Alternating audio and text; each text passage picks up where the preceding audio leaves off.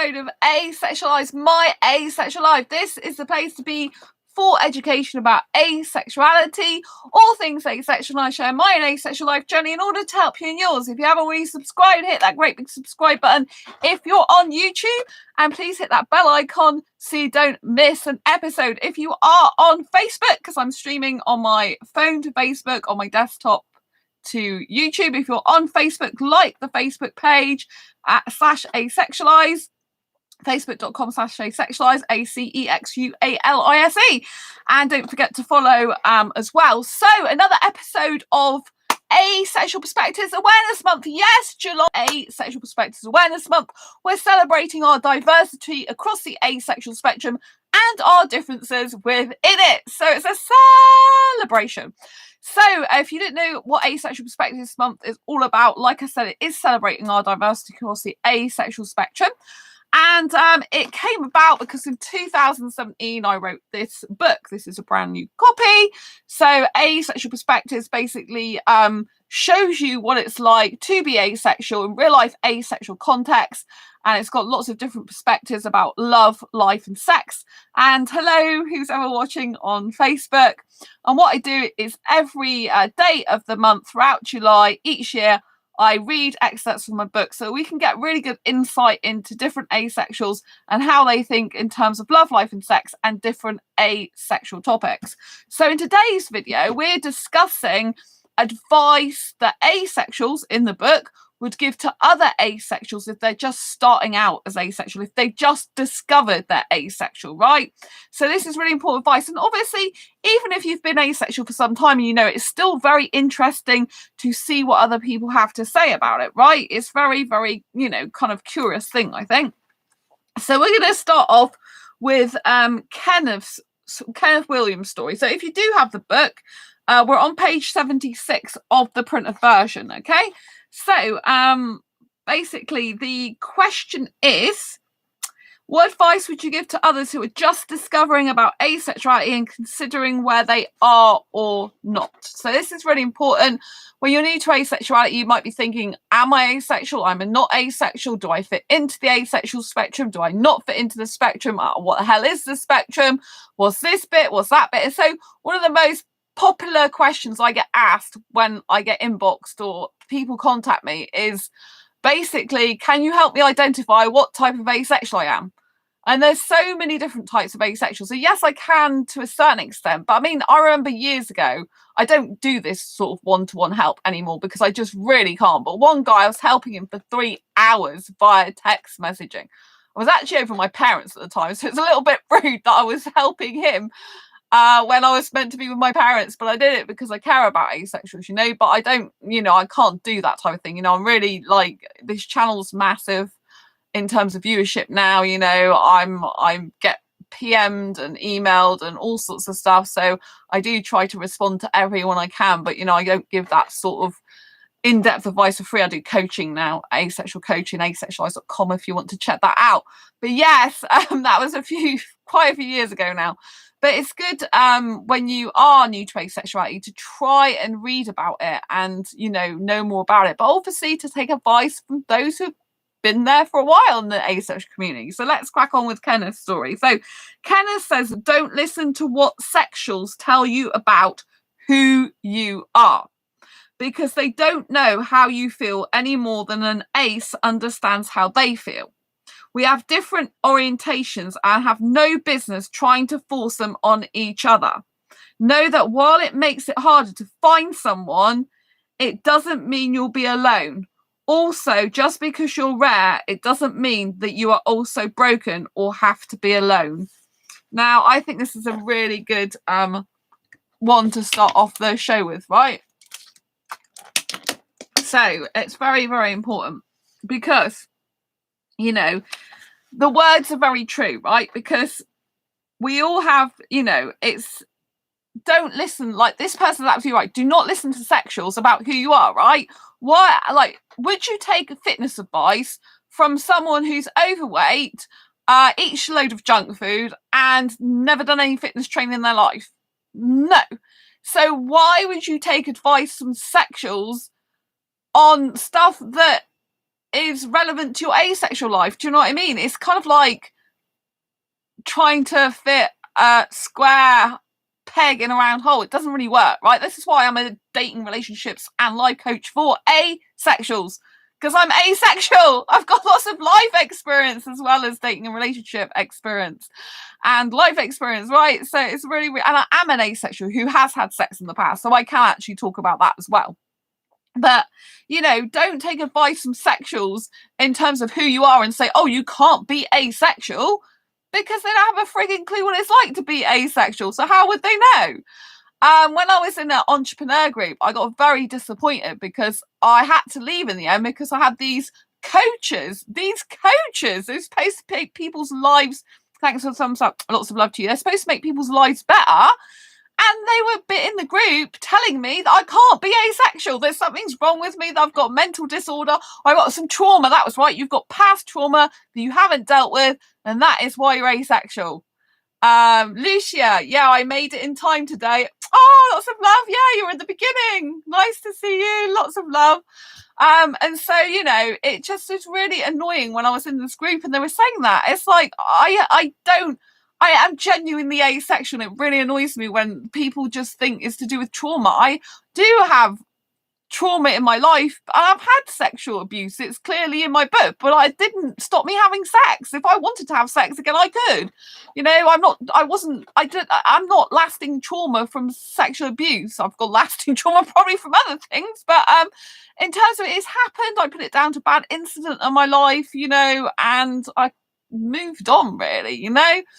And so yeah, it just really annoys me because it was obvious when I had my first boyfriend at 6 years old who was heterosexual that I just wasn't made like everyone else is made, as in everyone who's not asexual, right? And, you know, he wanted to do some sexual touching as well as kissing. I love the kissing, but I don't want to do the sexual stuff at all. I was really repulsed by it and felt completely invaded and horrible. And I was 6 years old and had that, you know, and he was the same age as me. It wasn't like he was an older boy or a bloke or anything, you know, he was the same age as me. And when I told a counsellor this at college, because I was still upset about it at college, that I was upset about, she was just like, oh, it's doctors and nurses, it's fine. I'm like, it's not fine. You're not supposed to be doing that. It's really wrong. And she just couldn't understand. She said, I can't understand why you're getting so upset. And of course, if you're talking to someone who's upset, the last thing you should be saying to them is, I can't understand why you're upset, because it just makes them more upset because they want to be understood. So if you ever come across a friend or anything that's like upset and you're like, I don't understand why you're upset, it's the worst thing you can say to someone. It really pushes their buttons. The whole point is if someone's upset, they want you to understand why they're upset, why they're in pain, why they're hurting, what the problem is. They want you to ask them, how are you feeling? You know, what went on for you? Why do you feel so upset and in pain? I want to help you, you know? That's the type of thing you should be asking them, not don't feel that, right? The whole world is mucked up in terms of don't feel. They got this thing going on with don't feel emotions, don't feel this, don't feel that. It's very bad to repress emotions and bottle them up and not let them out in a good way, right? When you bottle stuff up and repress stuff, it makes you really poorly inside and it's not good at all. It's better to let it out. Like if I get upset, I usually cry and that's gone then. It's better to cry a little bit when it happens, then start crying bucket loads because you've repressed it for years, right? So going back to what Kenneth said, do not take advice from sexuals about your orientation. They're not asexual. They have no right. They're not God. They have no right to tell you who you are and who you aren't, right? No one has the right to do that. Right? And even this is true. We have different orientations and have no business trying to force them on each other. So it's so true, you know, sexuals should not be trying to force their sexual identity on us, just like we shouldn't be forcing them to be, for example, asexual. You can't make someone asexual. You can't make someone sexual. We are different orientations that have to respect each other, not try to change each other to the other person's way. We can help each other to see each other's point of views, though, right? Because I've been in heterosexual relationships over half my life. I do understand heterosexuals quite well. I know how their mind works a lot of the time because I thought I was heterosexual for years, right? I didn't realise that high levels of arousal is different to sexual attraction. And so I didn't even know I had high levels of arousal until I came into the asexual community, funnily enough, which is very ironic. But yes, that's kind of how it went. And then, right, yeah, and know that while it being asexual does make it harder to find someone, we're talking for in terms of relationship here, it doesn't mean you'll be alone. And, there are people who are asexual that find asexual love, that find asexual partners. Some find people who aren't asexual and can still be happy with sexuals, right? So all is not lost, people. It's only lost if you believe it is and you don't actually, follow your dreams and your heart, right? So we're going to go to C.A. Altman's story now, and page 101. People, if you've got the printed copy, right? So this question again is, what advice would you give to others who are just discovering they're asexual and considering where they are? Well, they're just discovering asexuality and considering where they are or not. Remember that this is you're defining. You're not going to identify just like anyone else, because you're not anyone else. You're unique. Find a label that works for you. If you want a label at all, and use it if you want to. And if it takes you a while to find that label, so be it. It's not a race. It's a journey, people, a journey. You're on a guided safari, not fleeing from hyenas alone, wishing you'd stayed at home. As long as you know who you are, whoever that is, and are willing to communicate your needs and desires to the people that you love and care about, to the ones that matter, then don't worry about it. You'll be all right. So I want to go into more detail about this. I think it's very important. Let me just grab water. So I totally agree that it's up to you to define who you are, right? Like I said, I have a lot of people that come to me and like, oh, please, can you help me define how I am asexually? And, I can help as much as possible, but I just don't want to tell people what they are when it is up to them to define who they are. But, I remember when I was new to asexuality, I wanted someone to help me. It's like, I'm fed up of like trying to search around for who I am. Specifically, can you help me, please? Do you know what I mean? So I remember I was the same. I asked the guy on asexuality.com, for example, who held asexual meetups in London, and I was asking him, what type of asexual am I? I know I'm only attracted to guys. I'm never attracted to women, so I'm heteromantic, but what else am I? Because I don't think I quite fit into that category in full. I do, in the sense of liking just guys, but I think there's more to it. And this is when the guy said he thought I was a grey asexual because of the passionate kissing. But I discovered that it isn't really to do with passionate kissing per se. It's to do with the fact that grey asexuals experience sexual attraction, but not enough to want to act on it, which is what I thought I was, because I didn't realise that arousal was separate to sexual attraction. And so I experienced arousal, but I didn't know it was at the time. And this is how naive I was as an asexual person. And, it was kind of like, oh, I've got this feeling in my genitalia, but I don't want to act on it and do anything with it. But then I realised it's not sexual attraction. I just it's just a feeling in my genitalia, full stop. There's no sexual attraction towards anyone. And I'm only attracted to guys anyway. And there's nothing there. There's no urge, need or want for sex at all. Doesn't matter how aroused I might feel. It just is like in my own body, of my own entity. It's got frigging all to do wants or needs for sex. It's just like a bodily feeling to me in and of its own right there sometimes.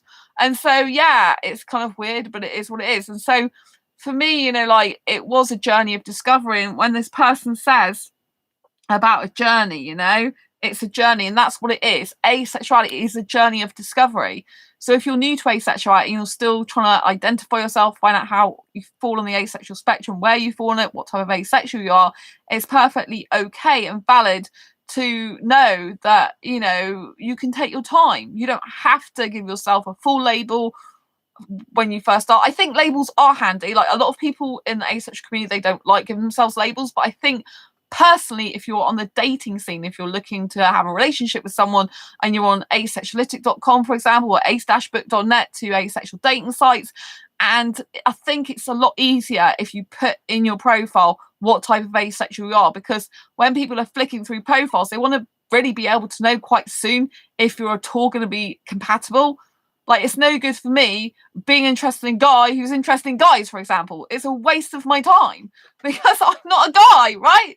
So I think it's very useful if you can, but like, you know, you have to understand and acknowledge that you might change within the asexual spectrum. It's possible, right? Anyone could possibly become a demisexual, for example. Anyone could potentially, you know, discover down the line that they experience sexual attraction only when a very deep emotional bond has been formed, and it's like, whoa, what's going on? I've never experienced this before. Because a demisexual, they're called demisexual, is someone who can only experience sexual attraction when a deep emotional bond has been formed, usually maintained and sustained both ways.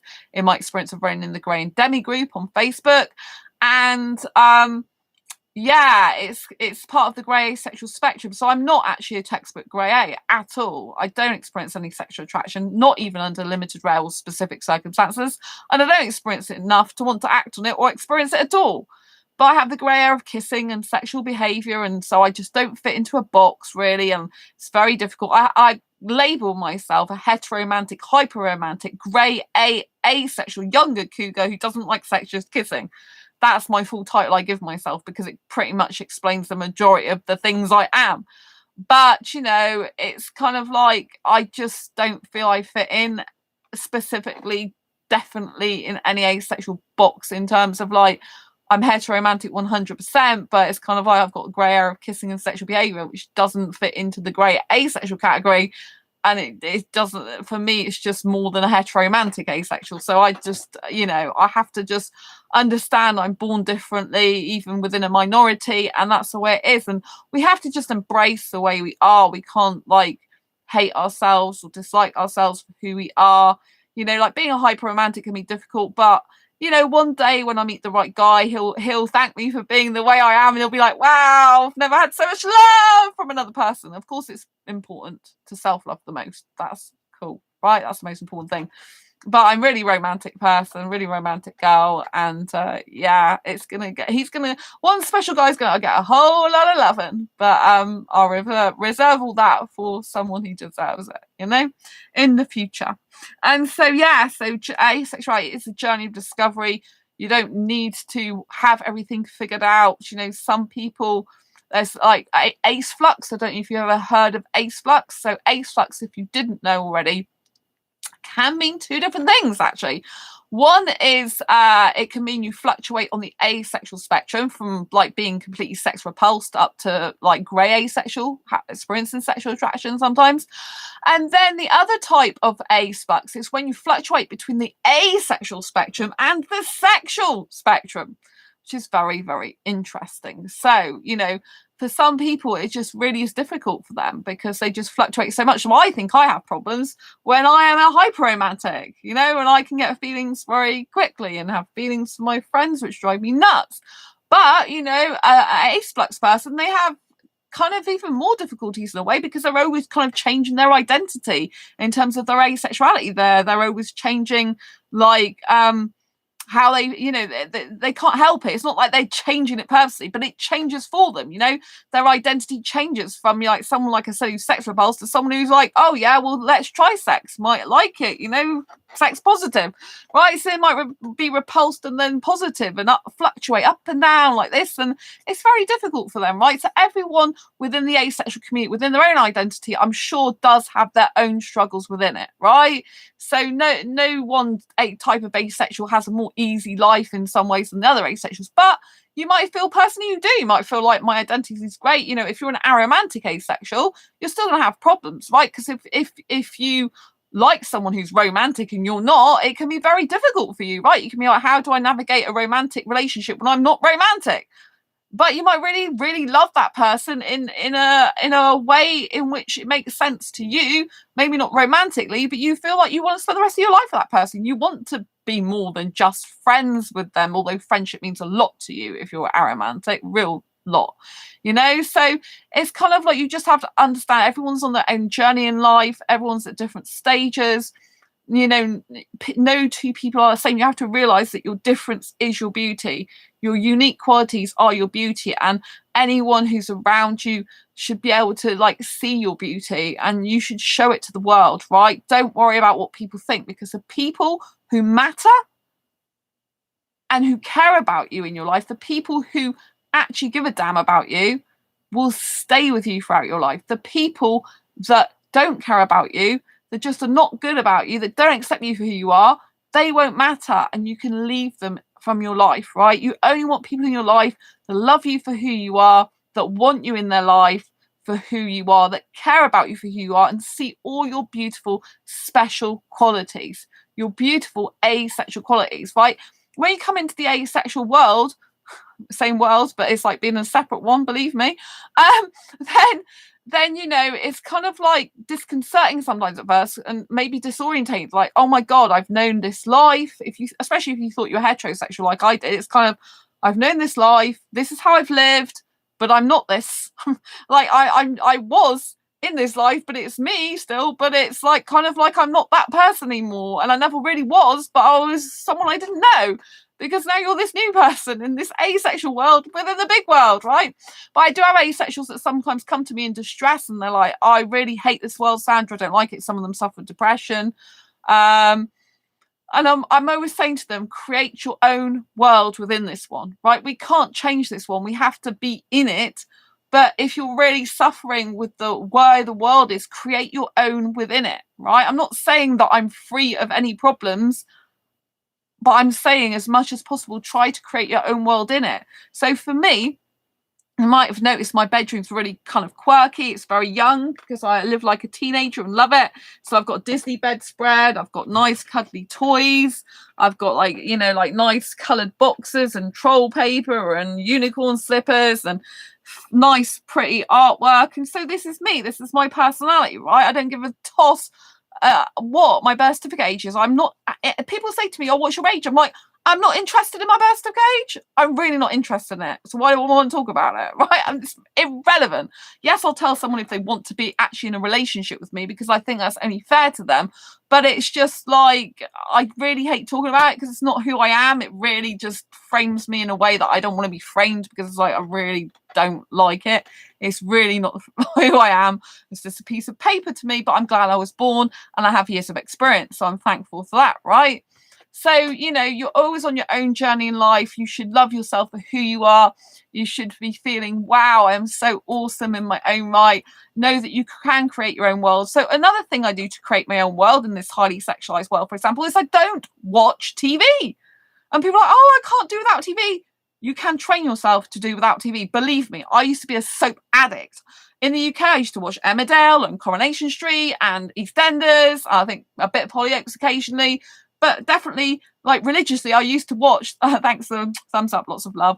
I used to religiously watch, you know, like the soap operas. I used to be a soap addict. I used to sit there, come home, watch TV all the time.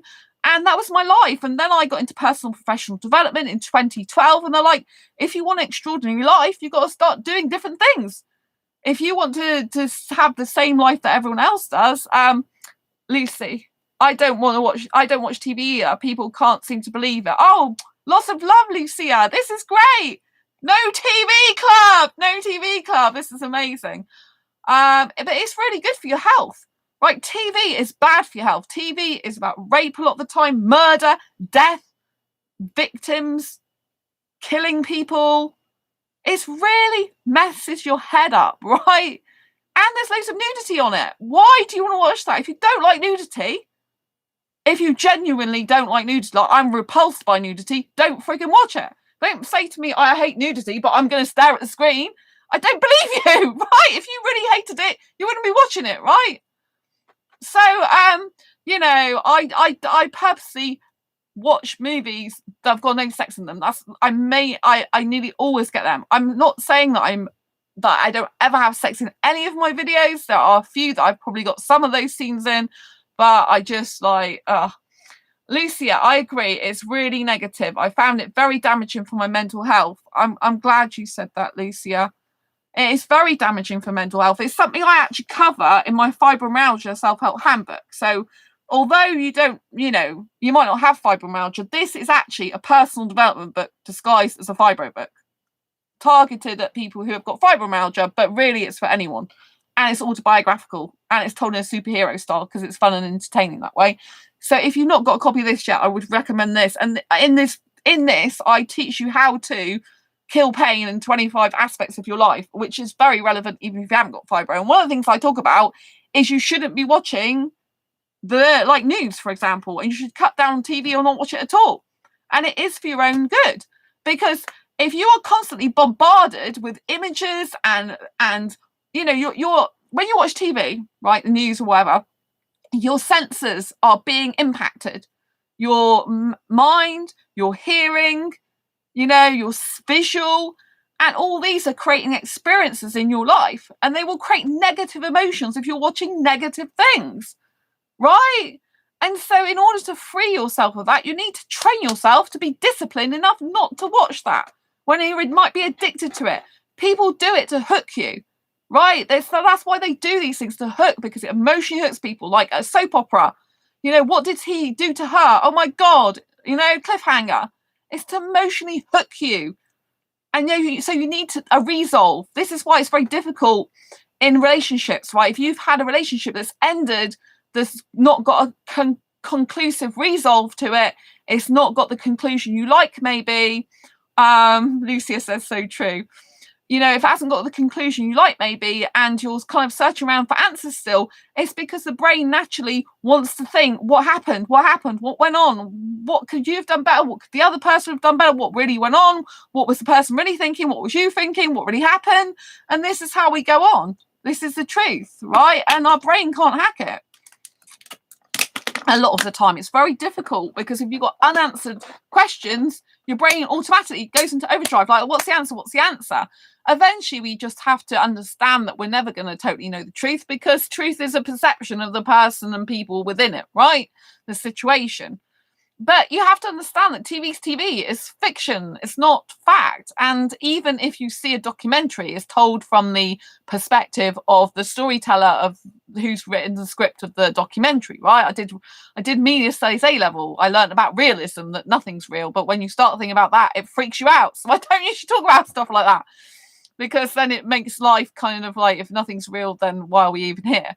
And you don't want to go into questions like that. You just want to be thinking, I'm here for a purpose, a very special purpose. I'm beautifully asexual. I've got loads of special, beautiful qualities that are unique, and we can see things in a different way. That's a huge benefit of asexuality. You have the ability to see relationships and people and life in a completely different way, because your brain works differently, right? Most people don't use their brain capacity, full brain capacity, right? But asexuals access part of their brain that other people can't see, because they don't see what we see. They can't see sex and love as two completely different things. If you can see sex and love as two completely different things, my God, you've got a gift. Because others can't see it. There's so many people living what they call an unconscious life. If you're into spirituality, you'll probably know what I'm talking about. If you're not, you probably won't. But basically, people can live a conscious life or an unconscious life. A conscious life is where you're able to see things about yourself and reflect. It's called self-reflection. And you're basically seeing, you know, like, was I a bit off here with this person? When I did this, what was my actual real motivation for doing this action? When I'm saying this to someone, am I actually saying that, or am I feeling hurt right now and I'm portraying it as this, right? And, you know, like, if I've got an issue going on, is it from my childhood? Is it from a trauma I had? What's going on for me, you know? And you'll be very aware that people don't have to live this 9 to 5, sex, marriage and kids, come home, like, and get, you know, like, do all that stuff and die. You can know that there's a different life out there. You don't have to be married. You don't have to have kids. You don't have to have sex. And asexuals have the ability to know a lot of these things that other people can't see, because we are not the full heteronormative society, right? We're not the majority of normal people. Well, it's still normal in our own right, because we're still asexual. We're different, but normal at the same time. So we're different, as in we're all beautifully different, as in we're different to the most of the population, but we're not broken. That's what I'm trying to say. There's nothing wrong with us. In fact, we have super powers, I believe, and abilities to see things that others can't see. And that is actually a real blessing. So if you're new to asexuality, don't look at it negatively, like, oh my God, I'm so different, as in a negative thing. Look as, my God, I am so different. I'm not following the crowd. I am seeing things for the first time in a completely new light. I can look back on my relationships and think, wow, I was different in that. Or I can look back at my school and think, that's why I didn't fit in, because I didn't get the sexual cues. I didn't understand the sexual stuff they were talking about. I didn't understand the dynamics of relationships as they saw it, because I saw something different. Right? So you have to understand that your difference is your beauty. Your asexuality is part of your difference, which makes it beautiful and special for you. So I don't want any asexuals feeling like I'll come to asexuality and it's a letdown, or they're broken, or they're upset and in pain because they feel they shouldn't be this way, or that they punish themselves for not being normal in terms of society because they're not heteronormative. And, you know, it breaks their heart. I don't want you to think like that. I want, instead of you thinking you're broken, thinking, my God, I'm magnificent because I can see things that other people can't see. Like the majority of the population, like 99% of the world can't see. I'm 1% of the population. How freaking awesome is that, right? And I want you to rejoice and embrace your differences and thinking, I've got these different types of attractions and this is just kind of like really interesting. Because like, since I've gone on my asexual journey, Lucia, that's such great advice. Thank you. Thanks for the big heart. Love that. Lots of love to you. So since I've been on my asexual journey, you might have noticed one of the videos on my channel, like 8 types of asexual attraction, right? Most people don't even know there's multiple attractions, let alone 8 of them that I have, right? I'd say I have because I want to do a video explaining the ones that exist. It's not exhaustive, there are more, but the ones that I experience personally, right? Because I'm more experienced in what I know about, so I wanted to share that with you, right? And so, you know, like the fact I can separate different types of attractions, like I do get attracted to my friends, which is really, really annoying because I don't want to, but as a hyper romantic who experiences no platonic attraction, that's the thing, I don't experience any platonic attraction. I don't have it. It doesn't exist within me, right? And so, you know, for me, it's very difficult, but I'm able to separate all the different types of attraction I have. Like, I might, for a friend, have ascetic attraction. I think they're asexually attractive. For another friend, I might have a bit of romantic attraction. For another friend, I might have a bit of spiritual attraction, right? It might happen, but usually if they're friends with me, you know, if they're friends with me, I can be friends with someone if the friendship is higher than the feeling of any attraction for them. You know, and with my close friends, usually it's like that, you know? It's obviously if I'm on asexual dating sites or on dating sites in general, then I'm coming from a place of I'm looking for romance and I'm looking for a romantic relationship. So then it automatically means usually if I like a guy, I'm automatically feeling romantic feelings for him because that's what I'm kind of looking for and seeking. I'm not looking for a friend. So I'm not putting my friend in my mind. I'm putting relationship and romantic stuff in my mind already. Kind of like, if that makes any sense. But I can still feel romance for people who don't feel romantic back to me, obviously. But hopefully one day I'll have the guy who actually feels it back as much as I do, which will be nice one day in the future, because right now I'm happy being single and staying single for a while. So yes, we are on page 255 printed edition if you haven't got it already. So what advice would you give to others who are discovering they are asexual and considering whether they're considering whether they are asexual or not, right? So if you feel even a small possibility, says David, that you might be asexual, don't shy away from it. Don't get cold feet. There is so much information out there now. Look into it. Right, now, if you don't know another story, I'm going to tell it you. I hope you're all sitting comfortably. Years ago, if you didn't already know this is shocking, really. Years ago, I've still got the blog. I have had a blog for over 10 years, 11 years this November. I know I'm too young for that, but it's true, right? Quirky Books blog, which is now my publishing company name. Dream to be my own published company. Oh, man. In 2017, when this book was published under Quirky Books, I made the dream come true. So dreams can come true. And I just thought I'd let you know that. Right, so it's very important you understand that I've had this blog for over 10 years. And before I found out I was asexual in 2014, there was this guy who did a blog about sex, but it wasn't a disgusting blog about sex. It was an educational, informative blog about sex, right? And when I saw one of his articles, I said something to him and he said, oh, I think you're asexual. And I'd never heard of the term asexual before. And the whole word repulsed me because it had the word sexual in it, right? Which is crazy now because obviously I talk about it all the time. But back then I was like, oh, and so just the word put me off. And I didn't want to look it up. I just was repulsed by the word. And obviously because of someone suggesting I was different to the normal as well, I guess at the time was hard, which is why it relates to this story. Because if you're feeling worried that you're asexual and that you shouldn't be, don't worry about it, right?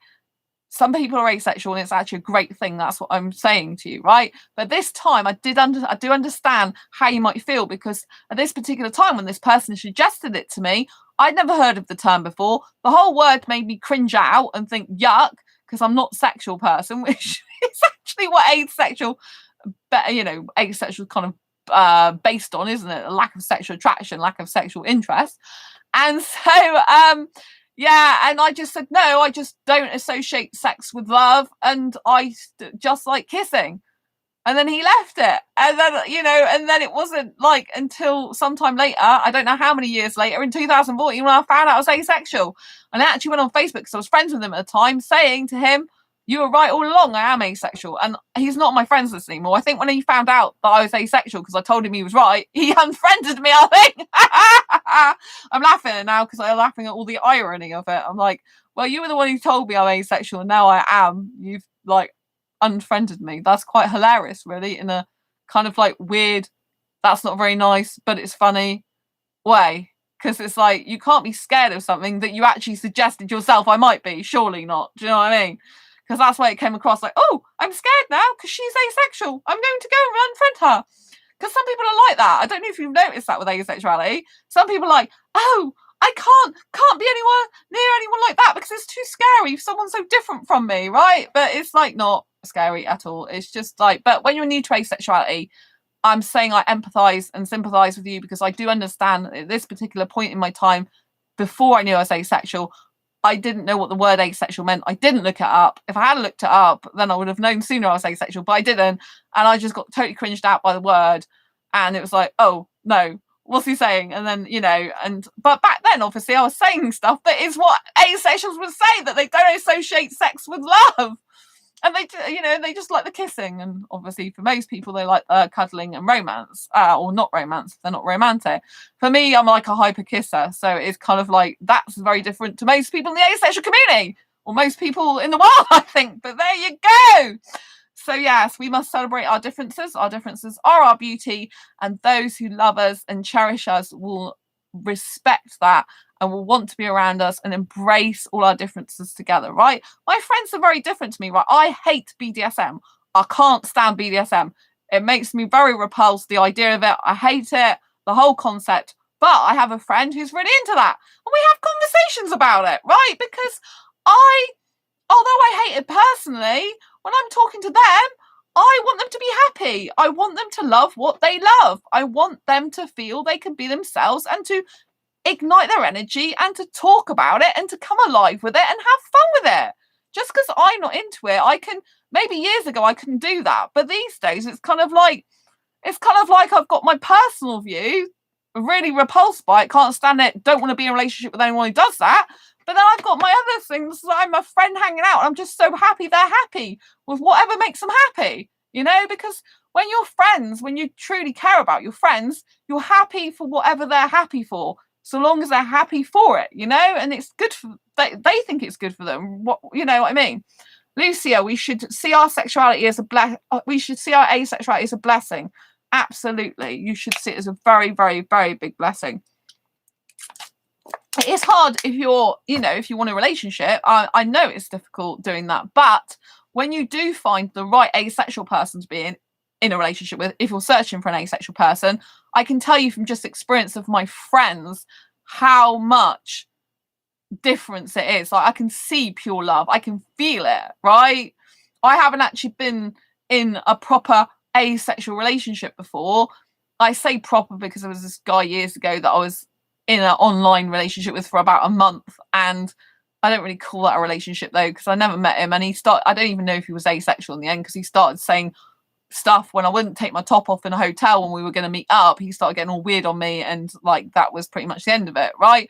And so, you know, I haven't been in a proper relationship with another asexual, right? But I look forward to the day where I meet an asexual guy who's right for me, and I can have that beautiful asexual love, because it's pure love without sex, and it's worth waiting for, right? Or worth like getting on with your life until the right person comes along. But, you know, like I said before on this channel, I've got my best asexual friend Sam, who's non-binary. They're with their best they're with their life partner now, who's asexual, non-binary. They've moved to live near them, right? And Sam and them knew that they loved each other from just a few days of knowing each other, right? It's pretty much almost instant. And I introduced them to each other, right? And I'm friends with their partner as well, and we all get on so well, you know. And so, but even if we have our differences, we still like talk to each other. Or, you know, it's just really good. It's just really healthy, right? And so you have to understand that, you know, just because you're asexual doesn't mean to say you need to be alone or have to be alone. If you find that special person that you do want to spend the rest of your life with in a relationship, if it's one person, if you're monogamous, or more if you're polyamorous, you know, then go for it, right? Because asexuals deserve love just as much as anyone else, right? And yes, it's harder to get someone for a relationship match, but it doesn't mean to say you give up. It doesn't mean to say that you can't get it. It just means to say that it's rarer. And if it is rarer, then when you get it, hang on to it, because it's very precious, right? So I look forward to the day when I experience pure asexual love, reciprocated, and in a nice, healthy, loving, happy relationship with a beautiful Indian asexual guy. I think he's asexual. But, you know, I can't see me being with a sexual, but you never know.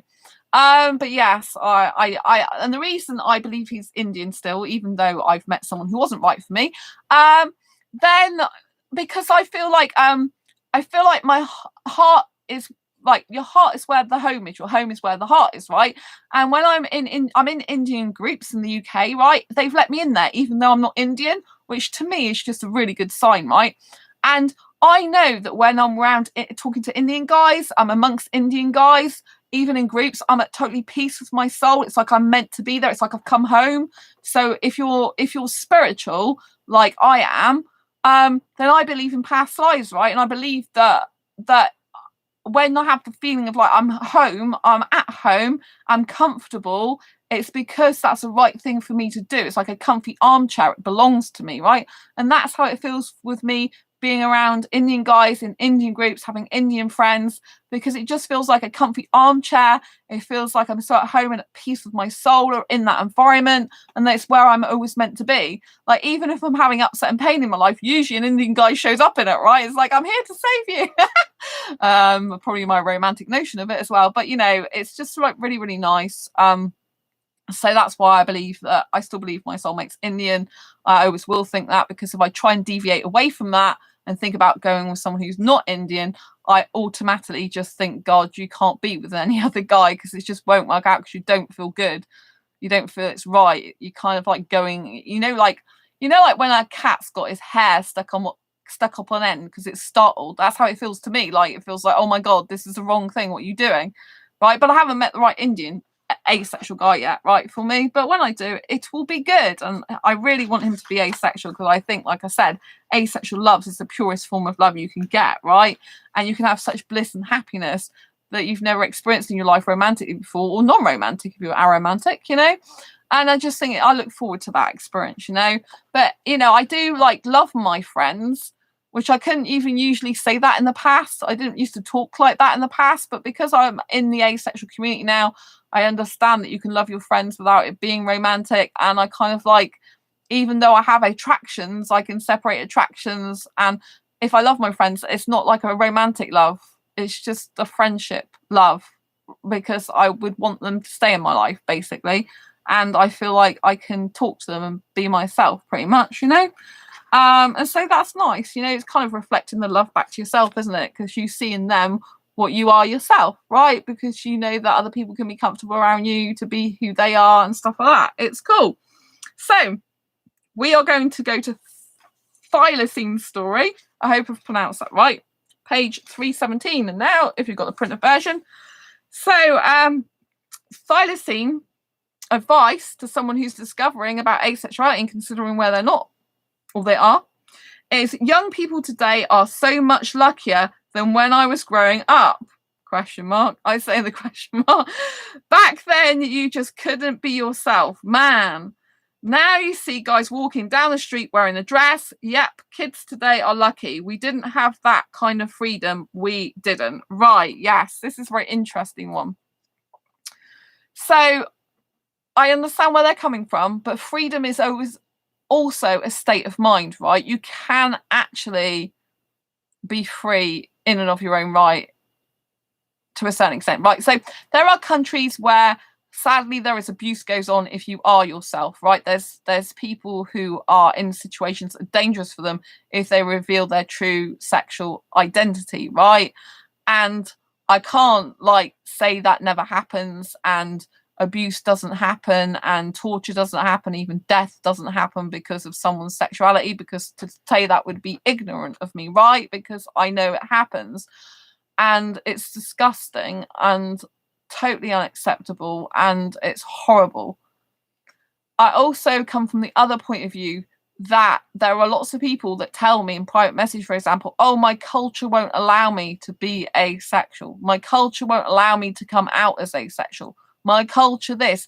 Until there's change, I'm not going to come out. The only way you create change within any society or communities or culture is by actually being different, speaking up the truth and actually making change happen. If a whole community decides that it can't change because no one's actually speaking out about what the change should be.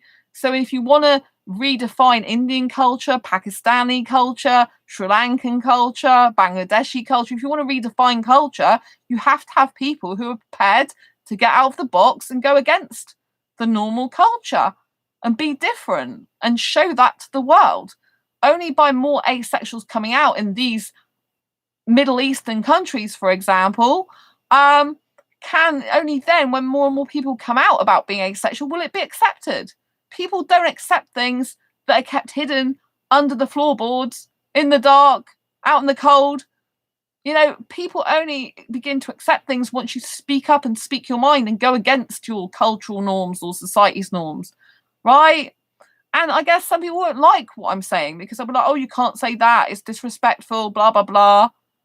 That's fine, but would you rather disrespect for a bit and actually live your own life and be happy, or would you rather just follow rules of society and your culture and tradition all the time if it doesn't make you happy? Like, some people are very happy to follow their culture and tradition. It makes them happy. I'm not speaking to those people.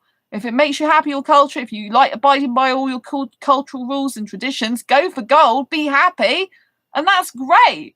But I'm talking about, like, if you're asexual, you're really miserable because you feel you can't come out as asexual. What will your family think? What was going to happen with marriage and kids, right? Then you should still come out as asexual. You don't want to be married to someone who doesn't know about your asexuality. You should say to your parents, if you've got arranged marriage, look, I'm asexual. This is what it means. Whether you agree with it or you don't agree with it, this is who I am. And I want you to find another asexual person for me. When at least someone can live without sex. A lot of people can't, right? Who are not asexual. So that's what you need to be going down the route of, right? You don't want to live a lifetime of misery because you kept quiet and repressed who you truly are. It doesn't get you anywhere in life. And culturally, it just passes down generation to generation of repression, right? So you need to break out of the mold. There are people in India who are doing activism work. There are Indian asexual groups. There are people that are speaking up, people who are doing articles and holding meetups. Right, so when someone comes to me and goes, oh, India's so bad, you know, you can never reveal your asexual identity, you don't understand. It's like, I do understand. I have Indian friends that I've had for years. I understand the culture, but I have had Indian asexual friends for years that are out about being asexual, that do talk about it. They're on videos, in films, you know, that write articles about it. So when someone says to me no one's out, it's a load of rubbish. There are people that are out. But if you're not going to look for that, if you're just going to look for what the majority of society is, like everywhere else in the world, you're going to find what the majority of society is, which is not out. So you need to be looking for the people who are different, who stand out, because it's only people speaking up like me and other people on YouTube and, you know, in who are doing articles, who are doing videos and stuff like that. It's only us that's given a voice to the voiceless, as one of my friends said recently about me, which was nice. You know, that is making waves and breaking through barriers, but we need more people, right? The more asexuals come out in numbers, the more we're going to be accepted by society. We need to be accepted by society to stop as many rape and abuse situations from people who think we need fixing and we've got the problem, and so they should do something sexual to us to solve it, right? We don't want that mentality. We need to nip it in the bud. We need people to understand there are genuine people out there that don't need, don't want, or don't like sex. Because most people will say it's not natural to not want sex. It's natural to want it. It's a natural human function. It's a human need. How can you deny it yourself? And all this rubbish. There's nothing to deny when you don't experience it in the frigging first place, right? It's natural for some people to not want sex. It's natural for some people to not like sex. It's natural for some people to not get the urge for sex. It's natural for some people to not feel sexual feelings at all. It's natural to be who you are. And the sooner people actually wake up more into the 21st century, not just now, but more into the 21st century, and start living all these different lives. Like, more and more people are coming out. Like, more and more people are coming out as trans, for example. More people are coming out as non-binary in the media, which is really, really good, because people so long have been repressing all this, because society has gone like a heteronormative way, when really loads of people behind closed doors are so different. There are so many guys, for example, who are actually gay, who are married to women to cover up their gayness, who are even trying to get with asexuals or lesbians to cover up the fact they're gay. Unfortunately, I had one slip through the net. I don't know how, but it ended up in my asexual friends group, and I deleted and blocked their posts. But I do not have people in my group looking for a marriage of convenience when they're gay to cover up their gayness. It's like, oh, I'm gay. I want an asexual woman or lesbian, basically, to cover it up. I do not condone that, right? Because that is using, as far as I'm concerned, personally, that's using an asexual or a lesbian for your own means, right? They deserve to have the freedom to be able to choose their partner and to be able to have a chance of finding true asexual or lesbian love themselves. If they're with you in a relationship to cover up the fact that you haven't got the guts to say who you truly are to the world and come out to the world, then, you know, you don't really deserve that person. You shouldn't be with them, in my opinion, right? Because you shouldn't be using someone to cover up who you truly are. To me, that's very disgusting. That's my morals, that's my values, that's my beliefs. You don't have to agree with me if you're watching now, but that's what I believe, right? So, you know, I just hate it, and I don't let people who do that, and I don't even recognise the person. They must have been in the group for a while. My other admin didn't recognise it either. So, you know, but I don't have that, right? There's a website in the UK called Shady, I think .com, and that a lot of the majority are guys who are gay looking for an asexual person, a girl, you know, or a lesbian for marriage, just cover up their gayness. For goodness sake, if you're gay, stop living a lie. I actually think there's tons more gay guys in the world than people know about. I think a lot of them are gay. I think a lot of them are. When I've been on asexual dating sites, for example, especially asexuality.com, and I used to look at the guys and think, God, you're nice, nearly all the time, 9 times out of 10 or more, they were gay. You know, they were gay asexual. They're into guys, basically. And I used to be able to even tell someone who was into guys just by looking, because if I was attracted, I'm like, oh my God, I'm attracted, so they must be gay. A gay asexual. Some people don't like to say gay asexual. Homoromantic asexual, right? They're into guys, basically. And so, you know, you have to understand that you need to just, until we actually be who we're truly born to be and all come out as ourselves, we can't live in peace and harmony when we're repressing who we truly are, right? I don't repress who I am. Even if people don't like it, I'm just me, right? Because you have to be your true, authentic self in life. You shouldn't be hiding who you are. You shouldn't be repressing who you are. You should be open and honest with people around you. And if they don't like you for who you are, they don't have a place in your life. They can go from your life because they're not worth it. If someone is not making you worth their time, then they are not worth it. So your time is very valuable. If they're not willing to spend time with you, if they're not willing to care about you for who you truly are, then they're not worth your time. Get rid of them, because they don't deserve a place in your life, right? My friends are awesome, right? My friends will travel miles to see me. Miles. My best friend travels nearly 200 miles to see me, right? So anyway, we are going on now to Joe's story. Okay, Joe said, if someone's new to asexuality, this is their advice. I would say there is no reason to really think about it. I mean, if one day you're sexually attracted to someone, then go for it. If not, why even think about it? So they are saying, if you come to the, if you think you're asexual, you might be or not, why even worry about it, right? That's their take on it, right? It doesn't matter. I would say to that why you shouldn't worry about whether you're asexual or not. I think that's good advice not to worry. I do think that people do like to know their sense of identity, like I mentioned earlier. I think it's very important that we can find ourselves, that we can understand ourselves better. I think it's important to discover who we truly are rather than faking it or making up things, I think it's good to have a long, hard look at ourselves and think, what am I really like? Like I said, I know I'm a hyper-romantic, experiences zero platonic attraction. Is it comfortable for me to be like that? Not necessarily, no, because it's like I don't want to get attracted to my friends. It's very hard for me to be friends with any guys because I'm attracted to them to the point where the attraction is usually more than the actual friendship feeling. And so therefore I can't be friends with a guy like that because it's just too much, not unless I'm a distant friend of theirs, right? But if I'm talking to them all the time, it's not going to work.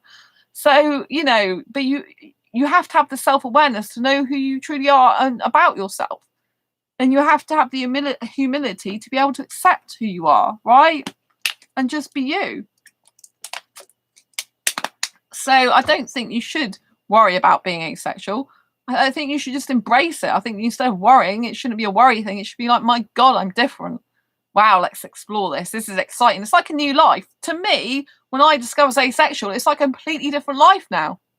And in a way, I'm really happy because my past wasn't great. I was bullied and had bad experiences, like I'm sure many of you probably been through yourselves. And, it's kind of like our past I would rather forget, but it teaches us something, doesn't it? But because I'm asexual, I found out I was asexual in 2014.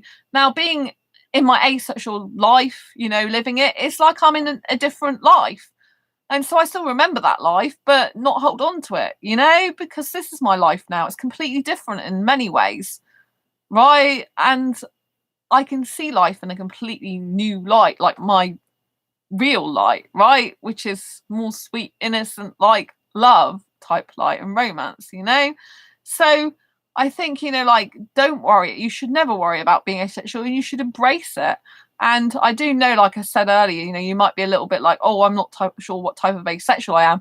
And therefore that can be a bit worrying. But all you need to know is for now that if you believe you're asexual, then say you're asexual and discover that as you go along, because we don't always know ourselves. I mean, until you get into a relationship as well, you don't exactly know how it's going to work because everyone's different. You might have had a relationship with one person, but go to get into a relationship with another person, they're a completely different person. They have different character traits, different mannerisms, different ways of doing things, different ways of being. They're not going to be like your ex, are they? They're going to be different. They're going to do things differently with you. And that's nice. It's like a fresh start. It's like, doing something different, being someone else in terms of being yourself. But, you're going to react differently to that person, interact with them differently. So it's kind of like all new lease of life. So look, positive, people, positive, right? So we're going to go to Andy's story now. So Andy's advice is, if someone's discovering about asexuality and thinking about where they are or not, it's, I guess, take your time. You don't have to know every aspect about it. It took me a few years to really know for sure how I felt about every single thing related to my orientation. You can shorthand your explanation to people, or you can tell them nothing. You don't owe it to them to explain. Right? So what have I just been saying? That, it can take time to know who you truly are, right? If you identify as asexual, you identify as asexual, but it's a journey of discovery. right? So you don't need to pressurize yourself. I do think it's good if you say to someone you're asexual, though, especially if you're looking to get into a relationship, because it's a significant difference, right? If you're sex repulsed, you need to be telling them that, right? So you don't end up getting into a relationship and each other getting hurt because it's based on something you're actually not, right? Which they're going to think you're sexual when you're not, aren't they? Right, so you can just say I'm asexual. This is what it means: lack of sexual attraction. But I'm not quite sure whereabouts I fit in exactly. But if you say that to a sexual, they'll think, oh, right, they don't even know if they're asexual or not. So just say you lack sexual attraction, and basically that's it. You can only go by what you know at the time, right? So this person is 5 Mark 2 N's story. They're one of my friends, good friends, actually. So what advice would they give to someone who is just discovering that about asexuality and where they are or not? So to research the topic before making any assumptions. I've seen so many comments, particularly on videos, where people are asking about asexuality that I've even pointed it out as them being allergic to research / Google or missing the Google search bar and commenting on conveniently placed video. So what 5 Mark 2 N's saying is so many people are going like, what is asexuality? When, you know, you can just look it up, right? And instead of like worrying and panic about it, just read about it. It took me about 3 weeks to actually discover where I fell in the asexual spectrum, be comfortable enough to call myself fully that label, right? It wasn't overnight. 3 weeks is quite a while, yeah?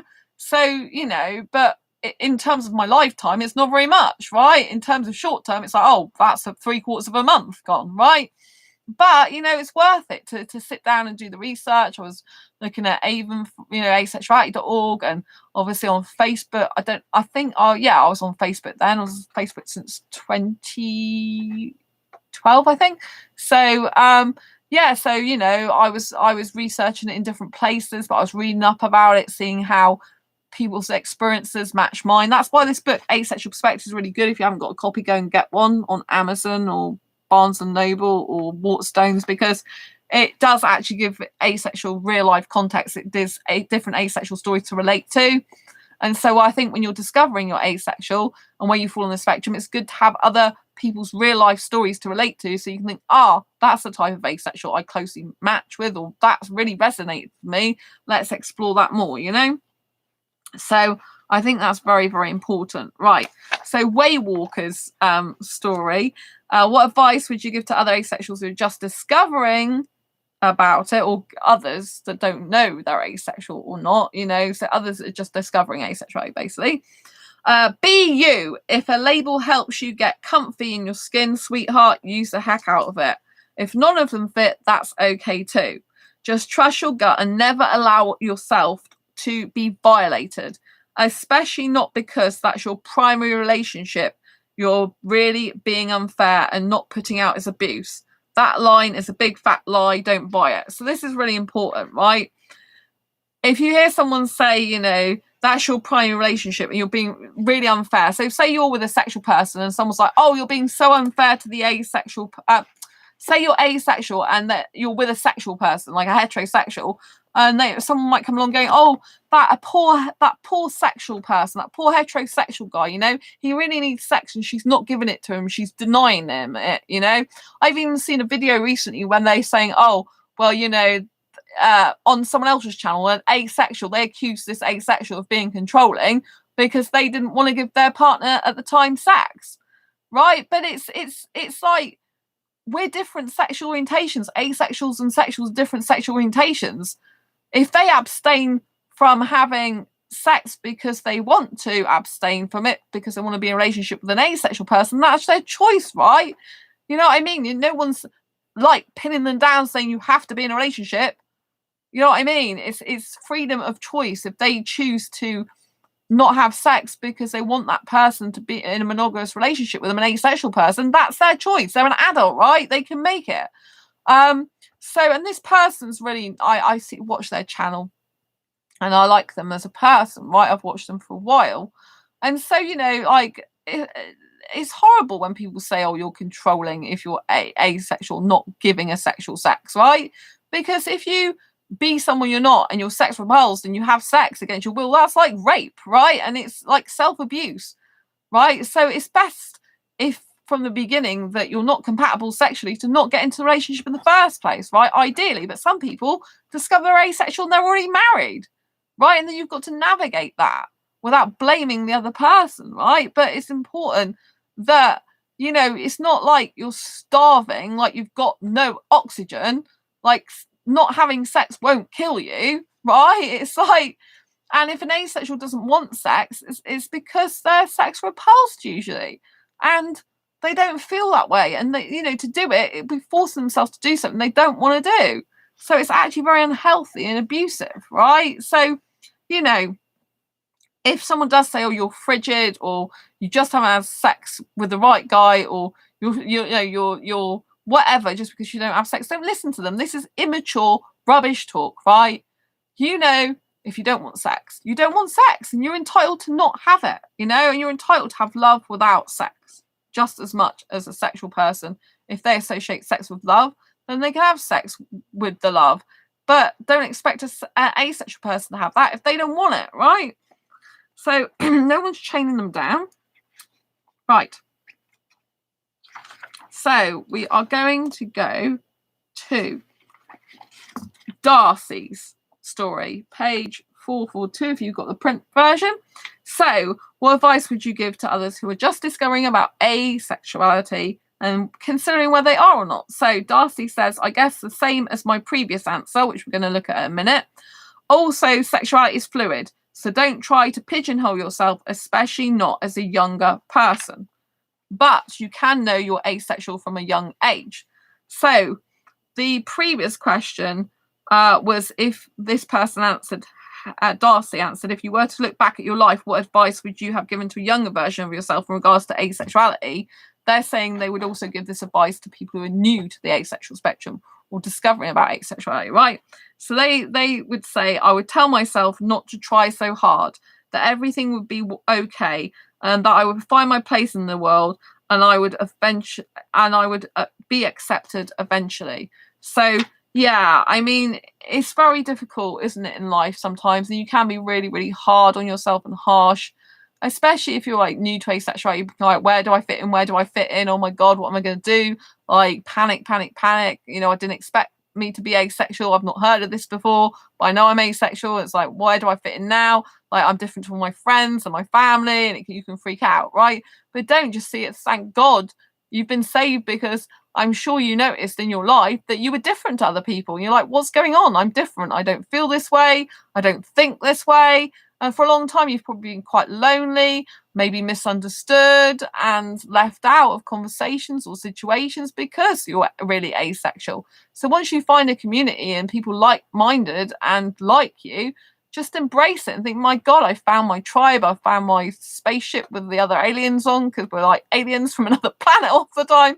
And, you know, just be happy with finding people who are similar to you and who understand you and get you. It's very important. So we're going to, I think that's going to be the last one today. So yes, I think that's the last one, is it? Shall we have one more from Samantha G, if she's given any advice? Right, let's go for Samantha G. Samantha G. Right, yes, this is the one I want to read. This is the one we're going to end with. So, don't let anyone tell you who you can or can't be. You are you through and through. You don't have to please anyone but yourself, because you are only going to spend 100% of your life with you. P.S. Sexual preferences can change over time, so it's all right if you are asexual today and homosexual tomorrow. Yeah, one of the revelations of the Asexual Perspectives book, this one, is that a lot of the people in the book believed that sexuality is fluid, that it can change over time. Personally, for me, I've always believed it's stuck in terms of like my black and white thinking, but I do know there was someone in one of my old jobs. She identified as lesbian. She hated this guy, and eventually they ended up married with a kid. So clearly she was not a lesbian. She might have been bisexual, or not a lesbian at all, or not bi at all. She might have ended up being heterosexual. But yes, people do sometimes change their sexual orientation sexuality identity, right? So it's very, very important. I do totally agree with Samantha G's story, is just to be yourself, and you've only really got to please yourself in life, because you are the one that matters most. You are the one that's got to spend 100% of the time with yourself and love yourself for who you are. Like for me, I really love being me. I love being my best friend to myself. I absolutely like, sometimes I think about taking myself out of myself. So if I was Sandra here, but I took myself out, like took my spirit out, took my soul out, or whatever, took myself into like another version of me looking at me, I would love the person I am. I would think, my God, I'm so happy to be friends with her. I love her to bits because I feel romance over me, but I'm not attracted to women, but I'm just talking about myself. But I would just be like, I just love myself, right? I feel romantic with myself, and I love kissing myself. I love being with myself and self-dating, and I'm in awe of myself. Like I really do love my personality. I really love it so much. Like I'm so happy to be with me in terms of my personality, and my life is never boring. That I will say. Sometimes it's quite up and down in strange, wonderful, weird ways that are challenging. But, you know, it's never boring. I can never be bored of myself because I'm too quirky and different and far out for the normal stuff going on. And so I love myself. And I think it's a good idea exercise to do that. I mean, take yourself out yourself. Think, if I was my own best friend, how would I speak to myself? How would I treat myself? How would I coach myself? How would how would I love me? Because self-love is the most important thing, right?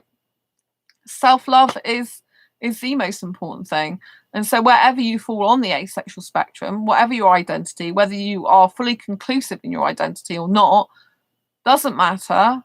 What matters is the most important thing is that you love yourself for who you are, with all your quirks, all your beautiful unknown or known asexual identity, and just be you know, because if you're comfortable and happy with yourself and you love yourself, this is great. Because like I said, like this book said, you're going to have to spend 100% of the time with yourself. And if you don't love yourself for who you are, it's going to be an uncomfortable time in your life, right? So despite everything that goes on in my life, I still really love myself. I'm like, wow.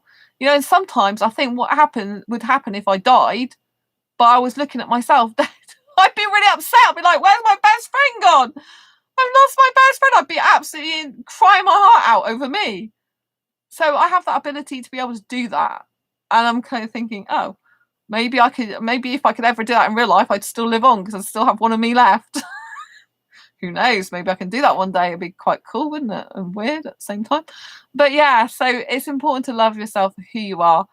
You know, if you don't know where you fall in the asexual spectrum straight away, or it takes you some more, it's okay. If you just want to be you and just be at home by yourself thinking, I love me, that's good too.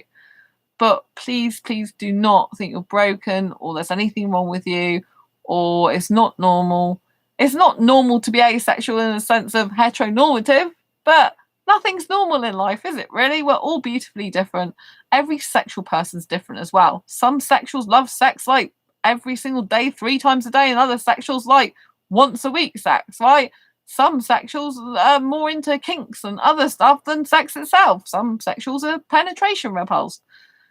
And some people want to try all different types of weird and wonderful sex positions out that are quite strange. You know, and some asexuals are completely sex repulsed and disgusted by it. Some are anti-sexual. They can't even like sexuality at all. And some asexuals are sex positive and they have sex and they like doing the act, as it were. So we're all beautifully different, and Asexual Perspectives is to celebrate our diversity across the asexual spectrum and our differences in it. If you haven't already got a copy of Asexual Perspectives, don't forget to go and grab one, or we'll be reading from this every single day throughout this month to celebrate our diversity across the asexual spectrum, like I said, and our differences within it, because this is how we make everything happy in life, because we just accept people who are different than us and love ourselves for who we are. Anyway, I want to thank Lucia for being in the chat tonight, the person who has brought the energy to the chat tonight. Thank you, Lucia. Lots of love. I love the big heart as well. I really appreciate you. And I want to give a big thank you to everyone else that's watching out there tonight. Know that you are always in my heart, because I love being part of this asexual community. I love being here with you, specifically on YouTube. Yes, YouTube did delete this channel at one point, and my tribe on Twitter got it back. Thank you for the thumbs up. And and they did delete 2 of ours, but I am back now. I'm not going to be holding that against them, because I want to move on and move forward. Some of the comments keep disappearing, by the way, and I don't have any control of that, because YouTube are doing that as well. And I hope this channel stays, because it deserves to stay, because it's educational and I love my community here dearly. But I'm just going to look forward to helping more asexuals as much as I can. Don't forget to tell your friends about this channel, because I do want to raise more awareness of asexuality. It'd be nice to get to 1,000 subs, because I've got, I think it's over 195,000 views now, but it'd be nice to get to 1,000 subs. So, but it's just like every time a person views this channel, I think, wow, they've come into contact or touch with asexuality.